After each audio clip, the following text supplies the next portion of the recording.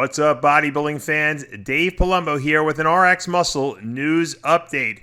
This just in, the Monsterzym Pro show that took place in Seoul, South Korea this past weekend is let out, and a new champion has been crowned in Nathan De Asha.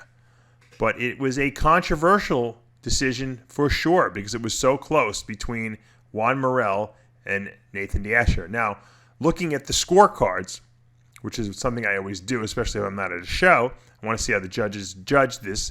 After the prejudging, which took place, by the way, the same day as the finals, Juan Morel was in the lead by a significant margin. And I got news for you, Nathan De Asha was not second. Win was in the second position. And so the judges obviously had it pretty close between Juan and An, and they felt that Nathan was in that third spot. When the finals come around, which I don't know how many hours it was between the shows, it couldn't have been too long. All of a sudden, the places kind of switched, and Nathan wound up first in the I guess you could say the second round. Okay, Juan was second and An was third, and when they combined the scores from the first two rounds, 50-50, because that's how they judge it. 50% of the score comes from the prejudging, 50% of the score from the finals. Nathan and Juan were in a tie. Now, ties are broken in a number of ways. I'm not really sure how they broke this tie because I haven't spoken to anyone. Sometimes they will go to the thrown out scores because usually what they do is they throw out the two highs and two lows. Sometimes in a show where you don't have as many judges, they may only throw out the one high and one low. So usually they go to the thrown out scores. They'll see who has the best scores. Or they can allow the head judge, who doesn't vote normally, which was Tim Gardner in this instance, he can cast the final vote and decide who he feels is the champ. In other words, he would break the tie essentially. So I don't know how they came to the conclusion of who was going to win, from the tie.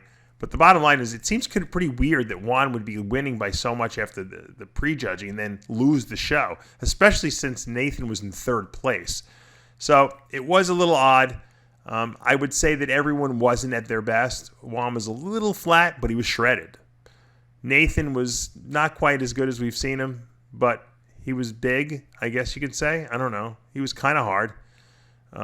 Him and Juan matched up pretty well. Win was, structurally was probably, the most complete. I think he had the least gaps in his physique. Nathan's and Juan's legs looked a little on the smaller side, whereas An has big legs, but An wasn't lean enough. So I would have had An win absolutely in the third position, and then I would have had, like the finals came out, I would have had it between Juan and Nathan. And I'm a conditioning guy. I would have given it to Juan all day long with Nathan second. So once again, I don't know what happened between prejudging and finals. That's something we can maybe interview Tim Gardner about and find out what happened, because we weren't there, obviously. So, there could have been a dramatic change.